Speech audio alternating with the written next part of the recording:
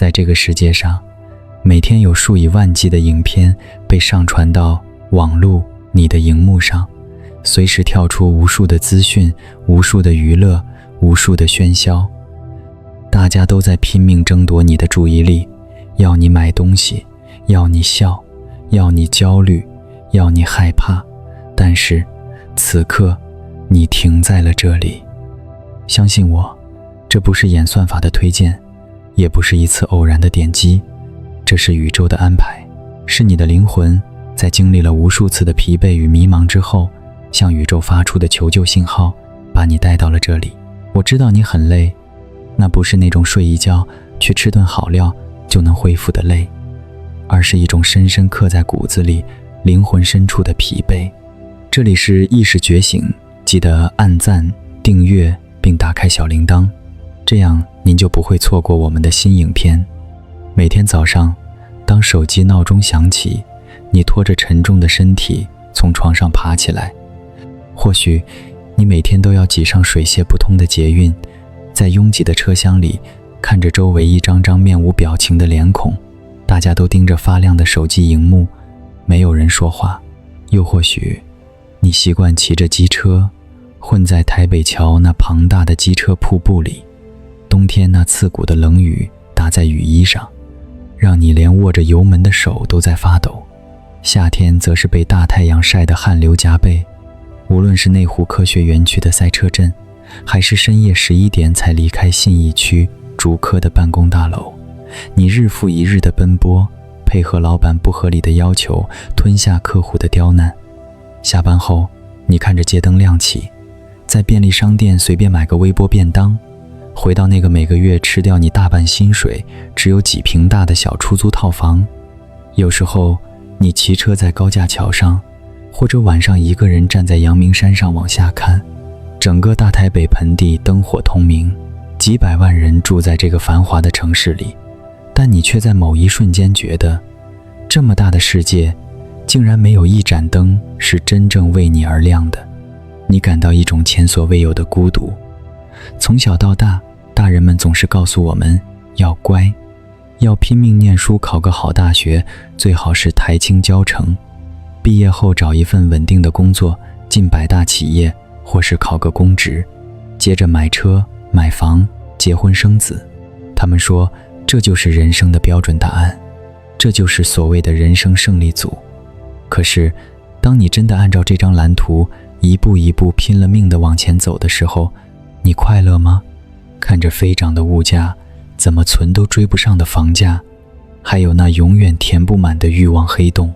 你是不是也曾在某个深夜滑着手机，看着别人光鲜亮丽的 IG 现实动态，看着别人出国打卡吃米其林大餐，突然感到一阵巨大的空虚与自我怀疑？难道我这辈子就这样了吗？我来到这个世界，真的只是为了付账单、缴房贷、凑信用卡的最低应缴金额，然后在65岁退休时拖着一身病痛等待死亡吗？如果你心里曾经有过哪怕1秒钟这样的念头，那么恭喜你，因为在这个庞大的像电影《骇客任务》母体一样的社会体制里，你的灵魂开始觉醒了。绝大多数人就像是被植入城市的 NPC， 非玩家角色，他们终其一生都在为了外在的物质奔忙，被社会的主流价值观绑架，从未怀疑过这个世界的游戏规则。他们以为自己拥有自由意志，但其实他们只是在走别人设定好的迷宫。但你不同，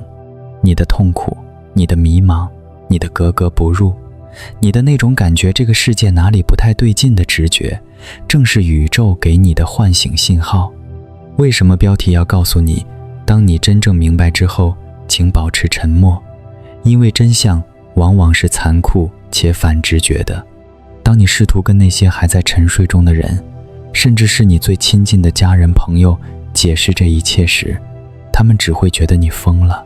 他们会觉得你太负面、不切实际、抗压性太低，甚至用各种世俗的标准来批判你、打压你。这就是社会的防卫机制，他害怕你醒来。所以真正的觉醒是一场孤独的狂欢，是一场在内心里安安静静发生的核爆。你不必试图去摇醒装睡的人，你只需要让自己彻底清醒。让我们来讲一个关于寻找的故事吧。在这个岛屿上有一个人，我们暂且叫他阿哲。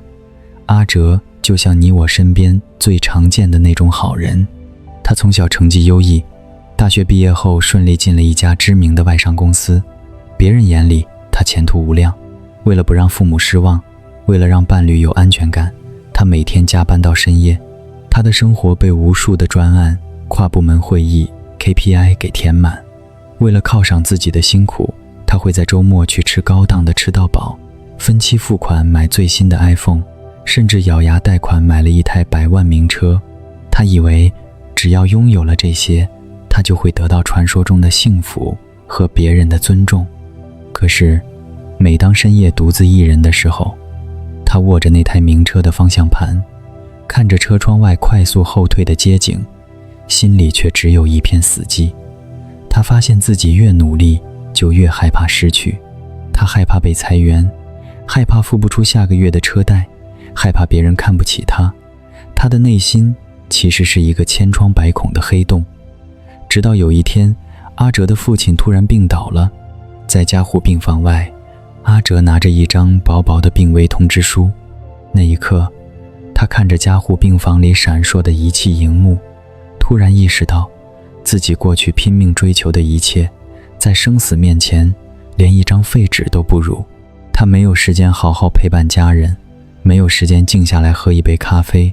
甚至他已经忘了自己到底喜欢什么。他活成了一个运转完美的齿轮，却唯独失去了自己。阿哲的故事是不是听起来很熟悉？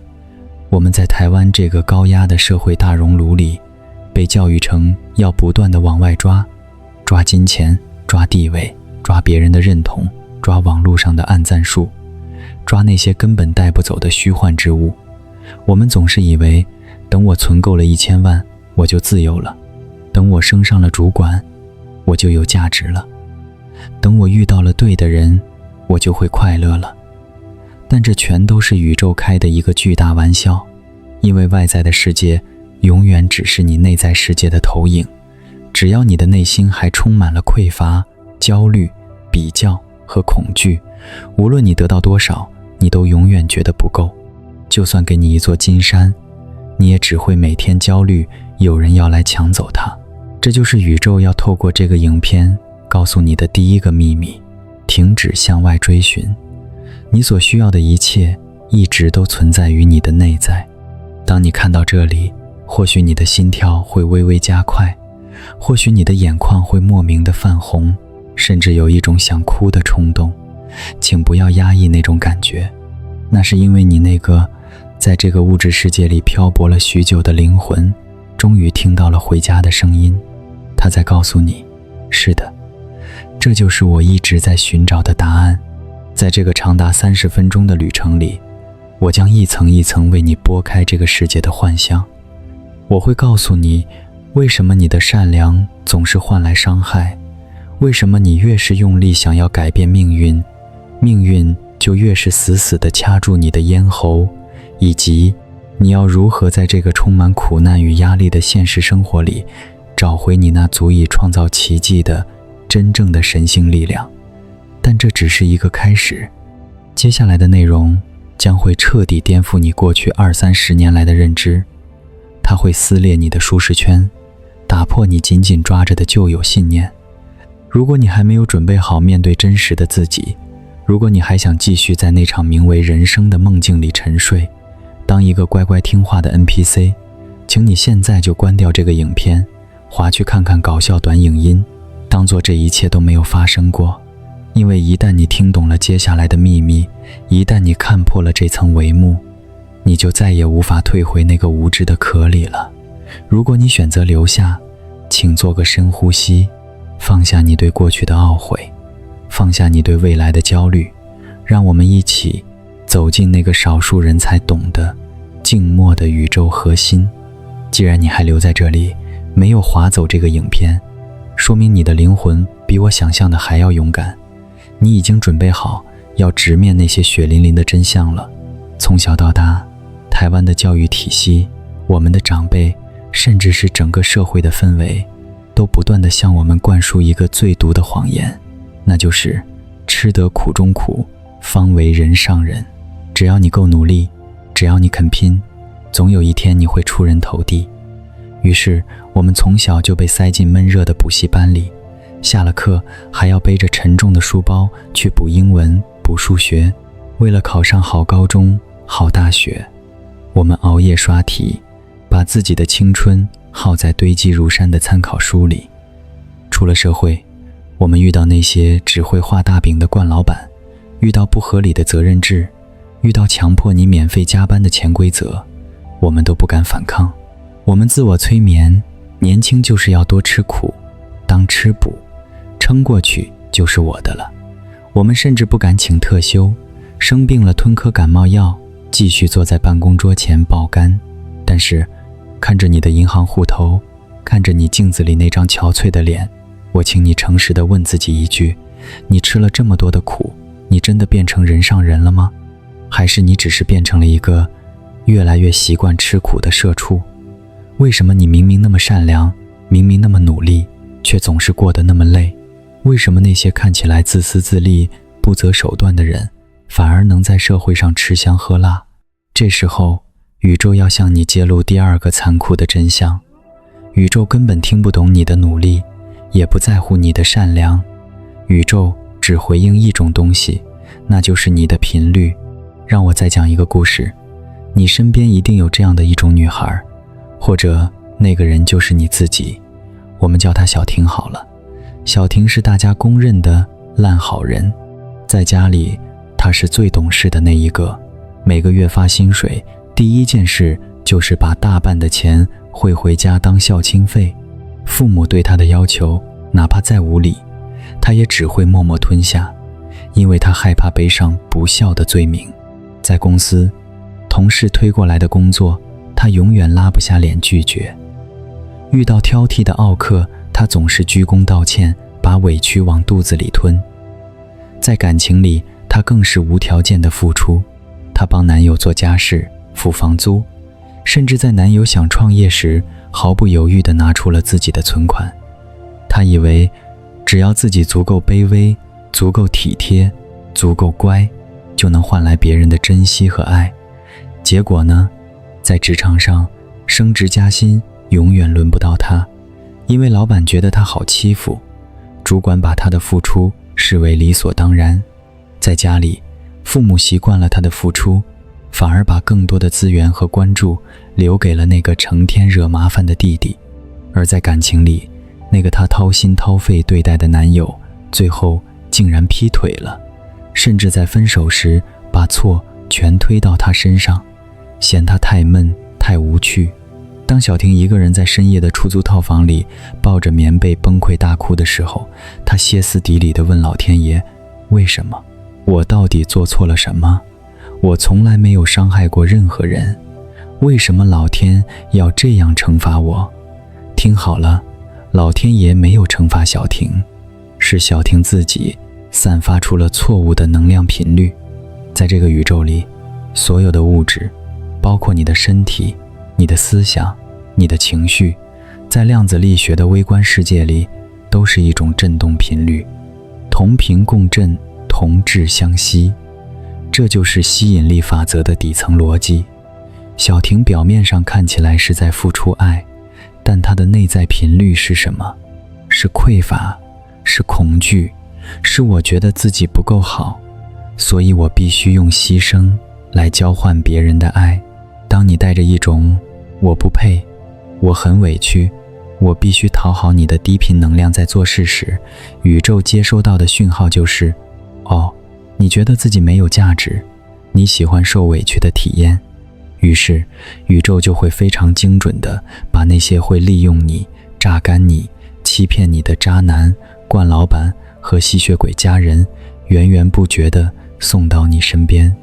这就叫做宇宙的匹配机制。所以不要再用你的道德感去绑架宇宙了。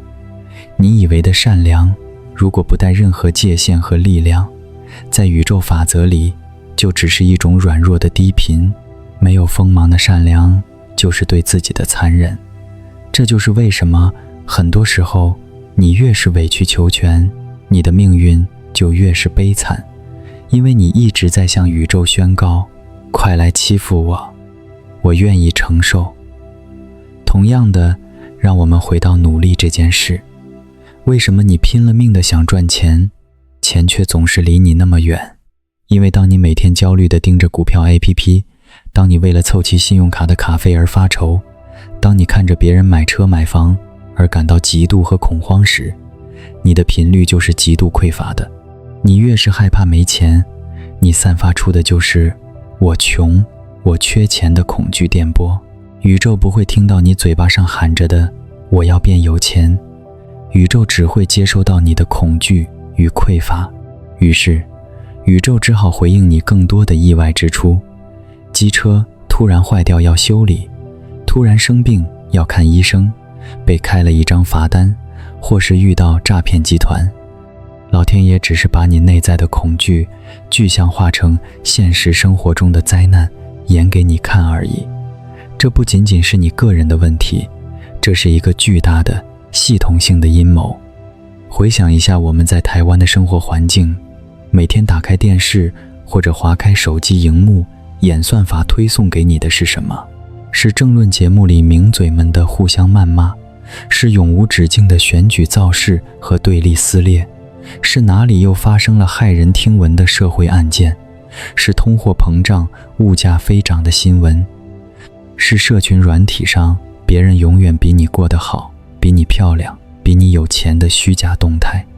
这个社会的母体 Matrix 就是一台巨大的恐惧制造机，它需要你害怕，它需要你焦虑，它需要你觉得自己永远不够好。为什么？因为只有当你处于恐惧和焦虑的低频状态时，你才是最容易被控制的。焦虑的父母才会花大把钞票把孩子送去昂贵的补习班，焦虑的女人才会在周年庆的时候疯狂刷卡，囤积那些根本用不完的保养品。焦虑的男人才会为了维持所谓的面子，去背负沉重的车贷房贷。我们都在不知不觉中成了这个资本主义社会运转的能量电池。我们在用我们的焦虑、恐惧、嫉妒和疲惫供养着这个庞大的怪物。当你每天在捷运上昏昏欲睡，当你为了客户的一通电话在休假日心惊胆跳，你的能量正在被疯狂地抽干。你没有精神去思考我是谁，你没有力气去探索生命的意义，你光是要应付明天的账单和老板的脸色，就已经耗尽了所有的力气。这才是你觉得人生毫无希望的真正原因，不是因为你不够努力，而是因为你的能量管道早就被这个社会插满了管子，正在贪婪地吸食着你。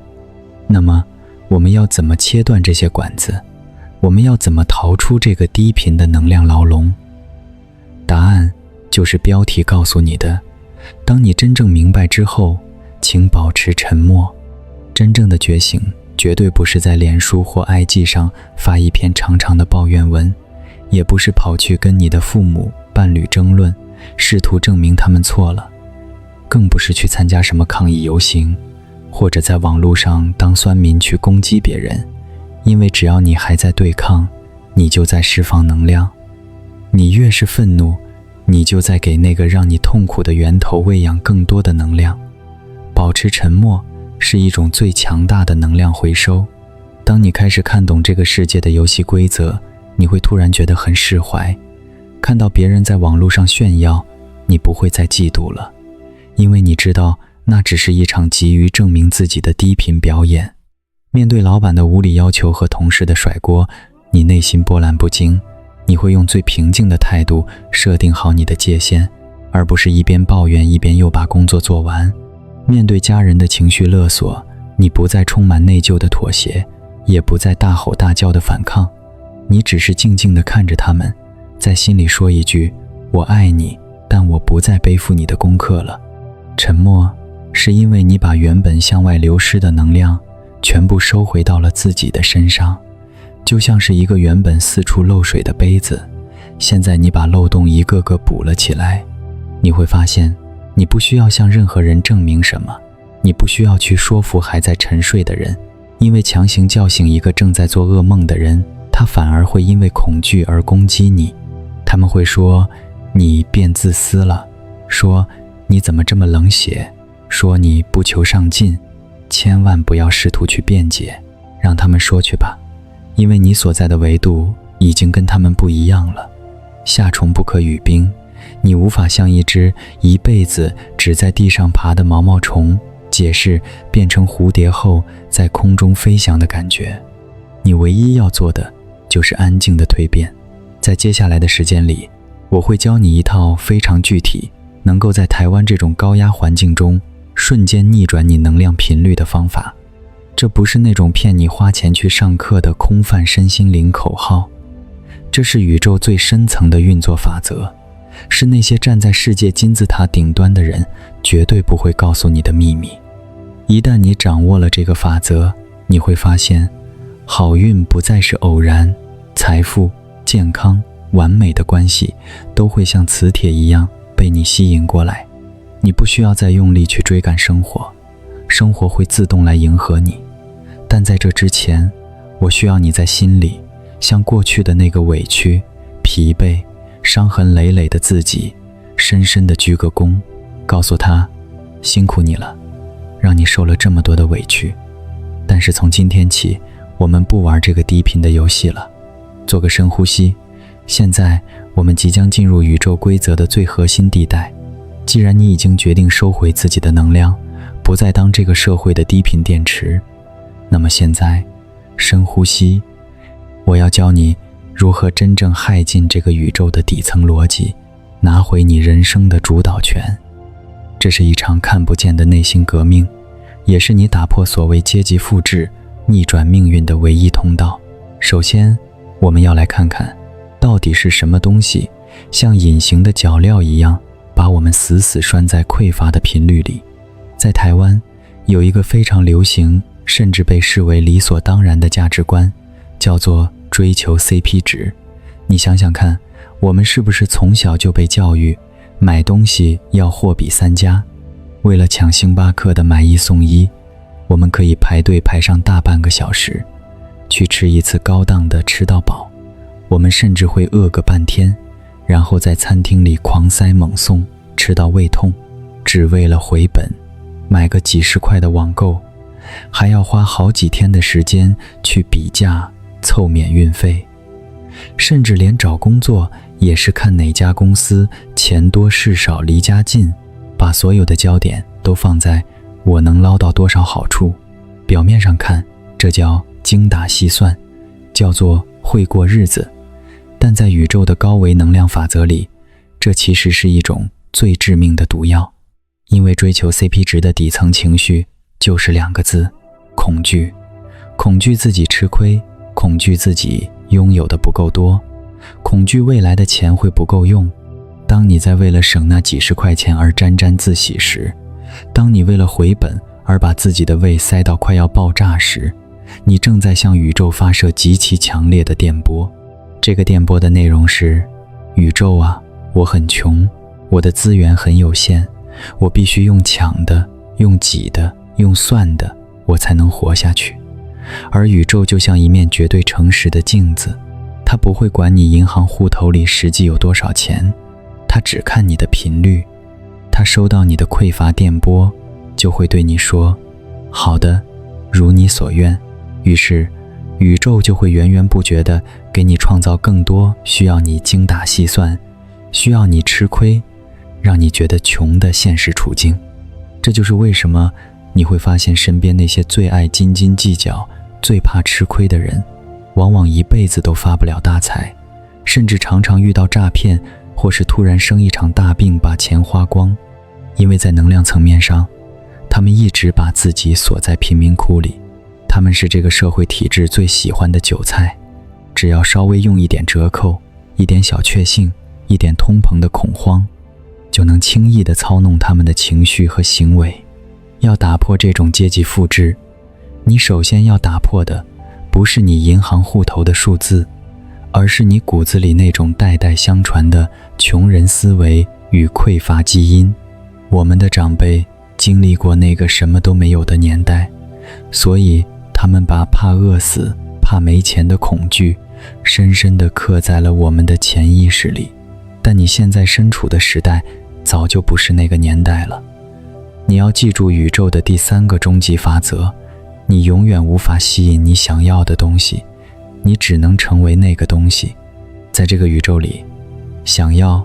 wanting 本身就等于缺乏 lacking。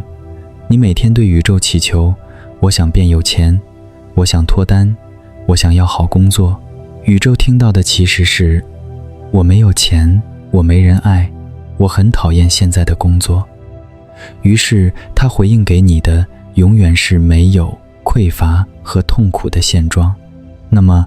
我们要怎么逆转？答案是从今天开始，在微观的生活细节里去假装，去活出你已经富足的频率。直到你的频率彻底改变，现实就会像变魔术一样自动跟上。让我们来看另一个故事，一个真正把这个法则运用到极致的普通人，我们叫他阿杰。阿杰原本在台北租着1个月1万多块顶楼加盖的闷热小套房，每个月薪水3万5，扣掉房贷、生活费，根本是个月光族。为了翻身，他学别人去存股、买零股，每天盯着红红绿绿的股市 App， 心情跟着起伏。只要股票一跌，他一整天上班就摆臭脸。为了省钱，他每天只吃超商打折的友善时光便当。他每天在心里咒骂老板爱凹人，咒骂这个社会对年轻人不公平，觉得自己就是个没救的卤蛇 loser。 结果他越是这样，生活越是给他迎头痛击。机车突然坏掉，喷了一大笔修理费，投资的股票被套牢，甚至还因为工作失误被扣发了奖金。直到有一天，阿杰彻底受够了，他突然领悟到了能量的秘密。他做了一个连他自己都觉得疯狂的决定，他停止了所有的抱怨，并且改变了花钱与对待自己的频率。他不再去抢超商打折的过期便当，他走进一家干净明亮的餐厅，点了一份自己真正想吃的餐点。当他结账拿出那几百块的时候，他过去的心态是好痛，钱又变少了。但这一次，他在心里对自己也对那张钞票说，谢谢你让我享用了一顿美好的晚餐。我知道你出去之后会带着更多的同伴回到我身边。他把付钱的痛楚转换成了对金钱流通的感恩。在公司，当那个总是爱把工作丢给他的主管再次找上门时，过去的阿杰会一边在心里飙脏话，一边充满委屈的加班，散发着浓浓的受害者磁场。现在的阿杰看着主管，心里却毫无波澜。他明白，主管的刁难只不过是主管自己内在焦虑的投射。阿杰在心里设下了能量保护罩，他平静的，没有带任何情绪的把工作完成，准时下班，不把一点点职场的负能量带回家。他在演一场完美的戏，外表上他还是那个配合度高的员工，但在内心里，他的灵魂早就不在这场低频的泥淖里打滚了。最神奇的事情发生了，当阿杰停止焦虑，停止散发我好穷我好惨的电波，不到3个月，他的磁场彻底变了，整个人看起来从容平静，甚至带着一种说不出的自信光芒。原本总是刁难他的主管，竟然莫名其妙地被调去了其他部门。更不可思议的是，他在一次偶然的聚会中，平静而自信的谈吐吸引了一位业界的前辈，对方主动挖角他，薪水直接翻了快1倍。这一切不是因为他去上了什么成功学课程，也不是他拼了命地去投履历，而是因为他的频率提升了。当他把自己调频到了富足、平静、有价值的频道，那些属于那个频道的人事物自然而然就被他吸引过来了。这就是为什么标题告诉你，当你真正明白之后，请保持沉默，因为这套法则听起来太违背常理了。如果你跑去跟你的同事说，我每天花钱的时候都在祝福金钱，我每天都在心里感觉自己已经是个有钱人，他们一定会嘲笑你，你疯了吗？阿 Q 精神胜利法哦，薪水没涨就是没涨啊。他们会用社会上最现实的铁锤狠狠地敲碎你刚建立起来的高频状态，这就是母体的防卫机制。周遭那些还没有觉醒的人会本能地把你拉回他们那个焦虑、痛苦的泥沼里，因为他们无法忍受你变得和他们不一样。所以，闭上你的嘴，把你觉醒的喜悦，把这个宇宙的作弊代码死死地藏在你的心里。在别人眼里，你还是那个每天搭捷运上班的平凡人，还是那个会去逛全联买菜的普通人，但只有你自己知道，你内在的宇宙已经发生了翻天覆地的变化。你不再是对抗命运的受害者，你是自己现实的创造者。当你走在街头，看着那些在红绿灯前焦躁不安的猛按喇叭的驾驶，看着那些在捷运上愁眉苦脸疯狂滑着短影音麻痹自己的乘客，看着网络上那些为了政治立场，为了一点鸡毛蒜皮小事吵得不可开交的酸民，你心里不会有愤怒，也不会有优越感，你只会有一种深深的悲悯，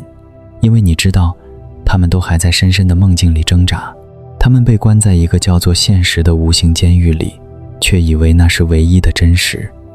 而你已经拿到了监狱的钥匙。接下来你会面临一个更巨大的挑战。当你开始调高自己的频率，当你开始脱离这个庞大的低频母体时，宇宙会给你安排一场终极测试，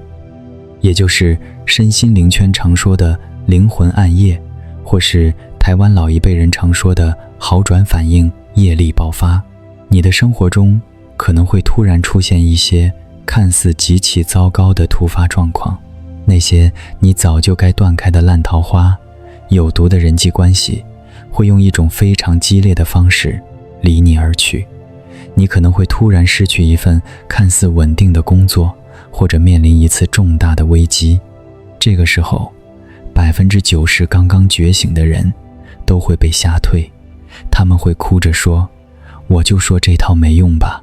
我一改变，结果反而变得更惨，然后乖乖地退回到原来的痛苦里。但如果你能撑过这一关，你的人生将会迎来真正开挂的时刻。现在，我们要进入这个宇宙最深层，也是最让人恐惧的试炼区了。当你真的下定决心，不再当这个社会的低频电池，当你开始像前面说的那样，改变自己看待金钱、对待工作的态度，当你开始在内心深处试着活出一种富足与平静的频率时，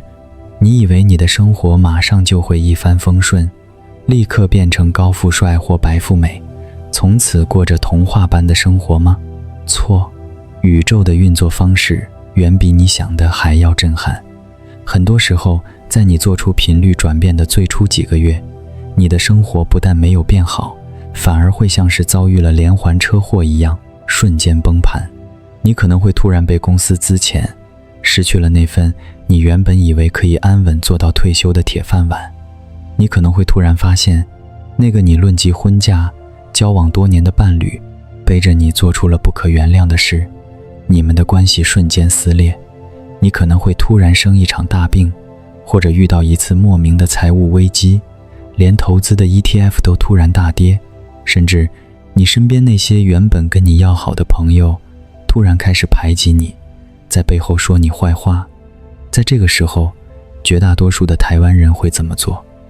他们会去庙里拜拜、安太岁、祭改，觉得自己肯定是犯小人或是水逆了。他们会陷入极度的恐慌，崩溃地在夜里大哭。为什么？我明明已经试着往好的方向走了，我明明已经努力在提升频率了，为什么老天爷要这样整我？然后他们会在恐惧的驱使下迅速妥协，为了生活赶紧去接下一个薪水更低、更压榨的工作。或者为了害怕孤单，跑去挽回那个根本不尊重自己的前任。一旦你这么做了，恭喜你，你再次成功地把自己塞回了那个低频的母体牢笼里。宇宙的试炼，你被死当了。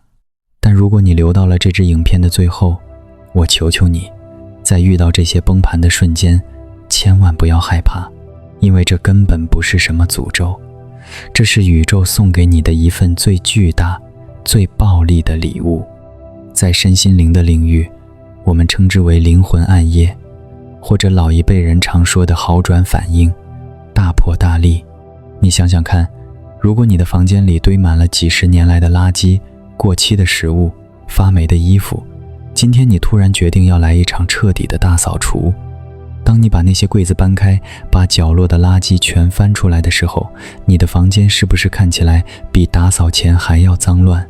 是不是会散发出一股令人作呕的恶臭？你会因为房间看起来变得更乱了，就吓得把垃圾塞回床底下，然后告诉自己，算了，我还是继续住在垃圾堆里好了吗？当然不会。你知道这些肮脏和混乱是变得干净之前的必经过程。你的生命也是一样，你过去20-30年，在这个台湾社会的大染缸里，吸收了多少有毒的信念？你委曲求全，你恐惧金钱，你害怕别人眼光，这些东西就像黑色的淤泥一样，死死地粘在你的能量场上。现在，你的频率提高了，宇宙接收到了你的新订单，